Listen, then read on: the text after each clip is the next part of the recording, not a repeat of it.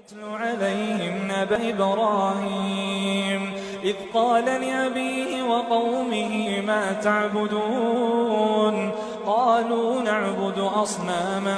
فنظل لها عاكفين قال هل يسمعونكم إذ تدعون أو ينفعونكم أو يضرون قالوا بل وجدنا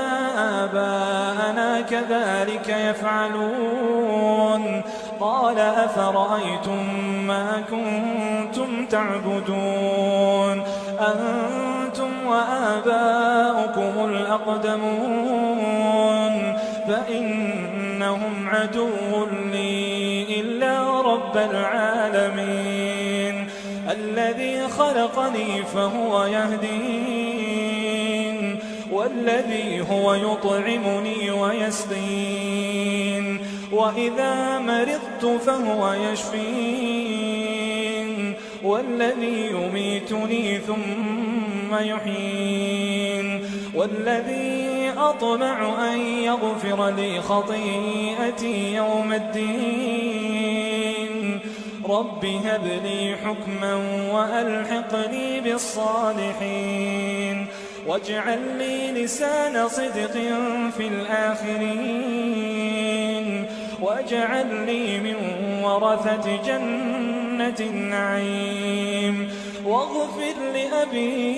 إنه كان من الضالين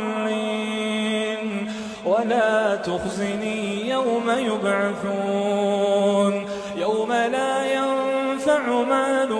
ولا بنون إلا من أتى الله بقلب سليم وأزلفت الجنة للمتقين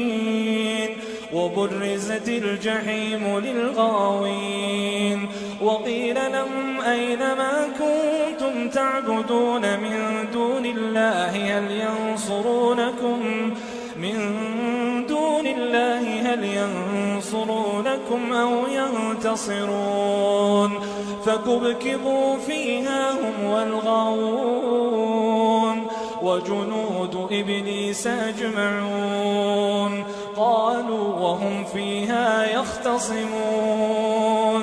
تالله إن كنا لفي ضلال مبين إذ نسويكم برب العالمين وما أضلنا إلا المجرمون فما لنا من شافعين ولا صديق حميم فلو أن لنا كرة فنكون من المؤمنين إن في ذلك لآية وما كان أكثرهم مؤمنين وإن ربك لهو العزيز الرحيم.